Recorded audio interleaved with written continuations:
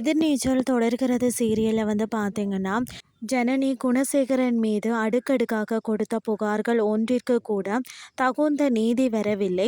ஜனனி வழக்கு போடுவதும் அதில் இருந்து தப்பிக்க குணசேகரன் நாடகம் போடுவதுன்னு, பணம் கொடுத்து சமாளிப்பதுன்னு, கொலை மிரட்டல் விடுவது என ஏதாவது செய்து தப்பிச்சு கொண்டு தான் இருக்கிறார்.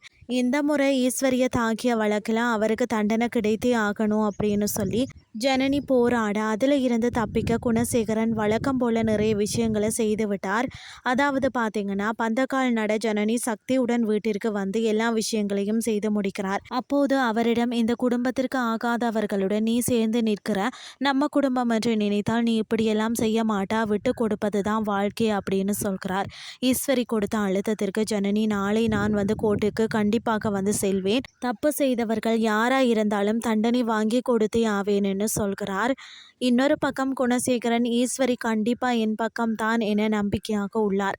பொறுத்திருந்து பார்க்கலாம் அடுத்து என்ன நடக்க போகுதுன்னு சொல்லி.